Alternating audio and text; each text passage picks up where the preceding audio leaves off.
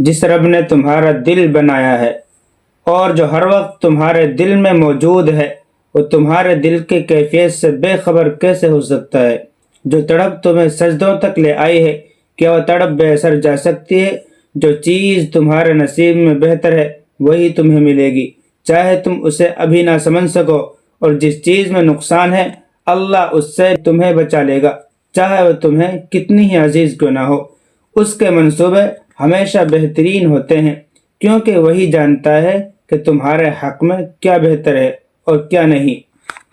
تو پھر نصیب اور مستقبل سے خوف زدہ کیوں ہو؟ کیا تمہیں اس کی رحمت اور منصوبوں پر کامل یقین نہیں ہے؟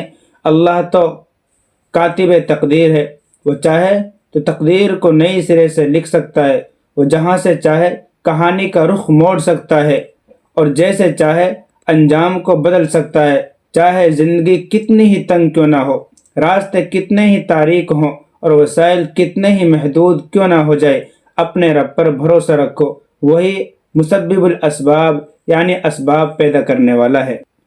قسمت تو اللہ نے لکھی ہے، پھر وہ غلط کیسے ہو سکتی ہے؟ ہمیں صرف رب پر یقین رکھنا ہے اور قسمت کو کبھی برا نہیں کہنا، پھر دیکھنا تمہارا یہی یقین بہت جلد خوشخبری لائے گا اور اللہ تمہاری ہر دعا قبول کرے گا۔ جس رب نے تمہارا دل بنایا ہے اور جو ہر وقت تمہارے دل میں موجود ہے، وہ تمہارے دل کی کیفیت سے بے خبر کیسے ہو سکتا ہے؟ جو تڑپ تمہیں سجدوں تک لے آئی ہے، کیا وہ تڑپ بے اثر جا سکتی ہے؟ جو چیز تمہارے نصیب میں بہتر ہے وہی تمہیں ملے گی، چاہے تم اسے ابھی نہ سمجھ سکو، اور جس چیز میں نقصان ہے اللہ اس سے تمہیں بچا لے گا، چاہے وہ تمہیں کتنی ہی عزیز کیوں نہ ہو۔ اس کے منصوبے ہمیشہ بہترین ہوتے ہیں، کیونکہ وہی جانتا ہے کہ تمہارے حق میں کیا بہتر ہے اور کیا نہیں۔ تو پھر نصیب اور مستقبل سے خوف زدہ کیوں ہو؟ کیا تمہیں اس کی رحمت اور منصوبوں پر کامل یقین نہیں ہے؟